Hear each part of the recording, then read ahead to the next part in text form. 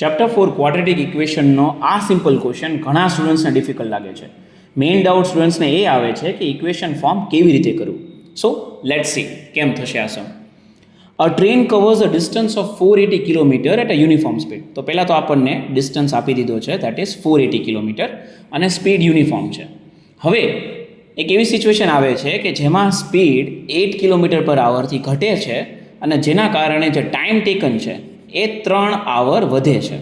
Okay, so the question says if the speed had been 8 kilometre પર hour less then it would have taken 3 hours more to cover the same distance. Distance same છે. Find the usual speed of the train. તો પહેલી વસ્તુ આપણે assume કરીએ, let the speed of the train be x kilometer per hour. Okay, so let the speed of the train be x kilometer per hour. Okay, and the distance given to us, આપણને distance આપેલો છે 480 kilometer. How much? The distance given to us is 480 kilometer અને time આપણને નથી ખબર. Okay, so we have this equation, speed is equals to distance upon time. Okay, we have this equation, speed is equals to distance upon time.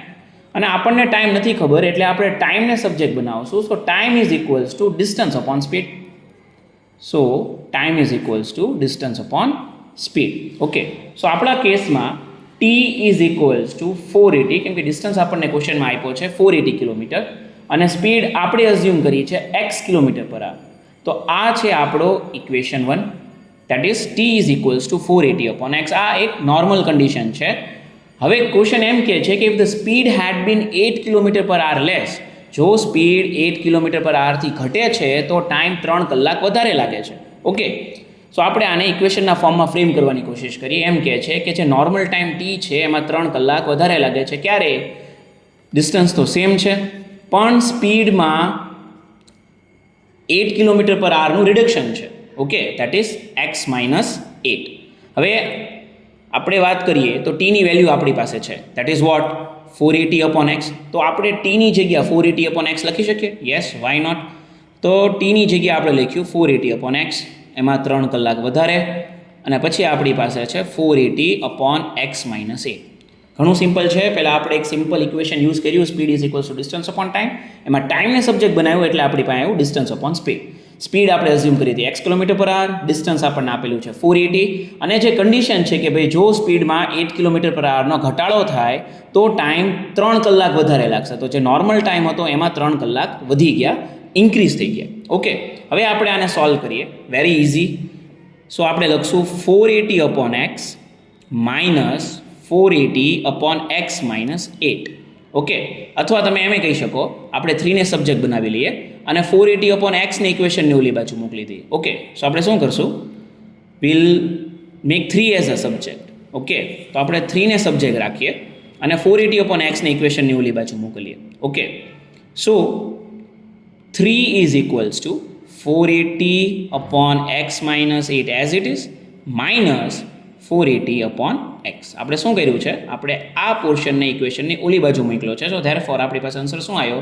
3 is equals to 480 upon x - 8 minus 480 upon x. હવે આપણે શું કરશું? હવે 3 as it is, એમાં કોઈ change નથી.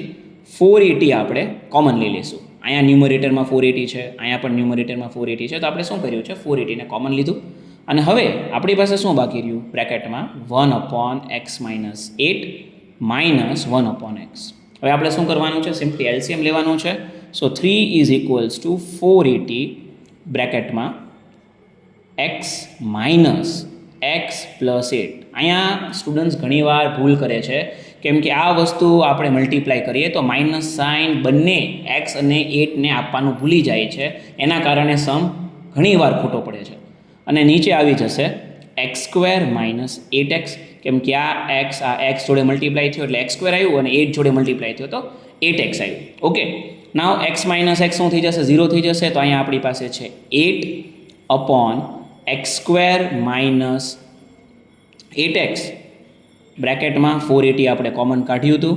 સો 3 is equals to 480 બ્રેકેટમાં 8 upon x² minus 8x. હવે શું કરવાનું છે? આપણે આ x² માઇનસ 8x ઇક્વેશન ઓલી બાજુ મોકલશું અને 3ને નીચે ડિવિઝનમાં મોકલશું. આપણે 3 x² માઇનસ 8x જોડે મલ્ટીપ્લાય નથી કરવું. Okay, so what we are going to do is હવે આવશે x square minus 8x is equals to 480 હતું જે આપણે કોમન કાઢ્યું હતું ઇન્ટુ 8 અને 3 આપણે નીચે ડિવિઝનમાં મૂક્યું છે રેધર ધેન મલ્ટીપ્લાઇંગ. તમે જો 3 ને એક્સ સ્ક્વેર માઇનસ 8x જોડે મલ્ટીપ્લાય કરશો સમ હજી લેન્ધી બનશે, કેલ્ક્યુલેશન હજી તમારા હેક્ટિક થઈ જશે. સો બેટર એ છે કે આપણે શું કરીએ, એક્સ સ્ક્વેર માઇનસ 8xને ઉપર મોકલી દઈએ અને 3 ને નીચે મોકલીએ. અને આ કેટલું ઇઝી છે, 3 1s are and 3 160s are. અને ફાઇનલી આપણી પાસે શું આન્સર આવે છે, x square minus 8x is equals to 160 into 8. Okay, so હવે આપણે 16 8s are કરીએ તો ઓબ્વિયસલી આપણને આવશે 128 અને 0 મૂકી દઈએ તો આપણું કેલ્ક્યુલેશન ડન છે 1280. So x square minus 8x is equals to 1280 અને આને આપણે ઇક્વેશનને ઓલી બાજુ મોકલીએ તો ફાઇનલી આપણો ઇક્વેશન ફોર્મ થઈ ગયો છે જે ઘણા બાળકોને ડિફિકલ્ટ લાગે છે. અને ફાઇનલી આપણને આ ઇક્વેશન ફોર્મ થઈ ગયું. હવે કરવાનું છે ફેક્ટરાઇઝેશન.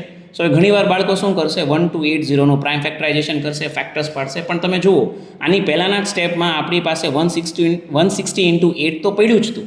તો હવે તમારે ખાલી શું કરવાનું છે, 160 ઇન્ટુ 8ને ફર્ધર તમે એના કટકા કરો, એને ડિવાઈડ કરો ફેક્ટરાઇઝેશન માટે, સ્પ્લિટિંગ ધ મિડલ ટર્મથી. તો આપણે આ 160ને 44s are લખી શકીએ અને 8 તો હતો જ તે. તો 8 4s are 32 અને 40ને આપણે એઝ ઇટ ઇઝ રાખીએ તો શું આપણે 40 અને 32થી આપણો મિડલ ટર્મ બનાવી શકીએ? Yes, why not. અને આ માઇનસ 8x છે તો આપણે ધ્યાન રાખવાનું છે સાઇન આપવામાં. So x square minus 40x plus 32x is minus 1280 is equals to 0. હા કે ના? હવે આપણે આમાંથી x કોમન કાઢી લઈએ તો અમારી x માઇનસ 40 અને આ બે ટર્મની વાત કરીએ આપણે તો આમાંથી આપણે 32 કોમન કાઢી લઈએ અને again we are left with x minus 40. જો કેટલું ઇઝી છે ફેક્ટરાઇઝેશન, તો ઘણું સહેલું હતું. Equals to 0. નાવ હવે x માઇનસ 40 કોમન નીકળી જશે અને રહી જશે x પ્લસ 32 ઇક્વલ્સ ટુ 0. અને આપણે xને સોલ્વ કરીએ તો xની એક વેલ્યુ આપણને આવશે 40 કિલોમીટર પર આવર. ઓકે, અને બીજી વેલ્યુ આવશે આપણને minus 32 which is not possible. તો ફાઇનલી આપણો એક જ આન્સર આવશે, દેટ ઇઝ 40 કિલોમીટર પર આવર. સ્પીડ નેગેટિવ ના હોય.